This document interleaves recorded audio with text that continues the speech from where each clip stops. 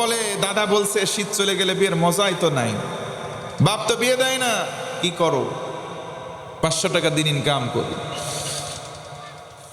নিজের চরিত্র হেফাজত করি। বিয়ের প্রস্তাব দেওয়া হয়, মেয়ের বাড়ি থেকে বলা হয় সরকারি চাকরি নাই তো তোর বিয়ে নাই, সরকারি চাকরি নাই তো তোর বিয়ে নাই। চাকরি আছে কোথায়?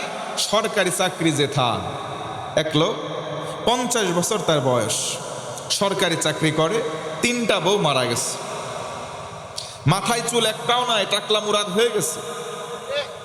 16 বছর বা 18 বছর বয়সী একজনের কাছে গিয়ে বিয়ের প্রস্তাব দেওয়া হয়, মেয়ে রাজি, মেয়ের মা রাজি, খালা ফুফু 14 বংশ রাজি হয়ে যায়, বিয়ে হয়ে যায়। কয়দিন যখন অতিবাহিত হয়, আমি আমার ভাষায় বলি, যার বয়স 50+, তার তো ভাই যৌবনের ব্যাটারি এমনিতেই অর্ধেক ডাউন। অতিবাহিত হয়, চার্জার লাগায়, কারেন্টও থাকে, মাগার চার্জ ওঠে না, মানে ব্যাটারি ফুল ডাউন হয়ে যায়।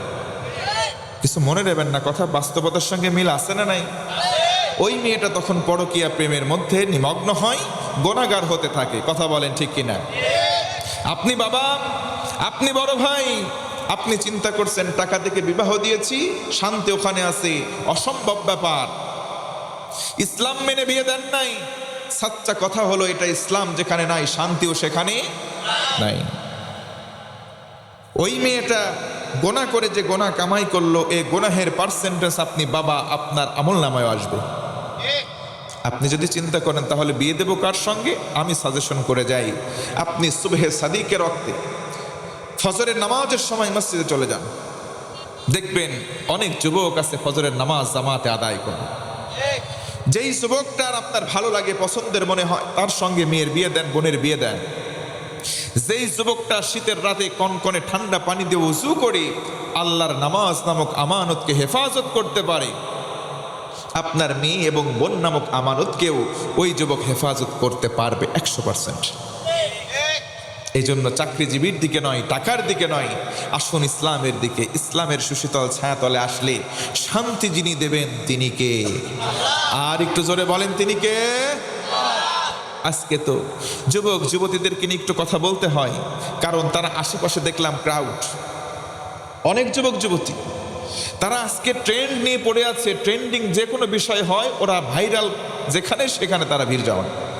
আজকে যুবক যুবতীরা পড়ে আছে, চাচা হেনা কোথায়? কথা বলে না যুবকরা, চাচা হেনা কোথায়? হেনার তো বিয়ে হয়ে গেছে। সমাজের মধ্যে একটা মেয়ে সুন্দর সুশ্রী থাকতেই পারে, আমার বোনও হতে পারে, আপনারও বোন হতে পারে। কথা বলেন। স্কুল কলেজ থেকে বাড়িতে আসলো, 10টা-12টা যুবক বখাটে মোটর সাইকেল গিয়ার ভুম ভুম করে, আর ওই মেয়ের বাড়ির চারপাশ দিয়ে ঘুর ঘুর ঘুর ঘুর করে। ভাদ্র মাস আসলে দেখবেন একটা মেয়ে কুকুরের পিছনে যেমনি ভাবে 10টা-12টা পুরুষ কুকুর ঘুর ঘুর করে, এদের স্বভাব আর ওই বখাটে যুবকদের স্বভাব সমান। এরা 4 পায়া জানোয়ার, 2 পায়া জানোয়ার। উলাইকা কাল আনআম বাল হুম আদাল। আল্লাহ বলেন কুকুর আর এই বান্দার মধ্যে কোনো ফারাক নাই, বরং কুকুর তো একটা পর্যায়ে আছে, বাল হুম আদাল, কুকুরের চাইতেও এরা খারাপ। জোরে বলুন নাউযুবিল্লাহ।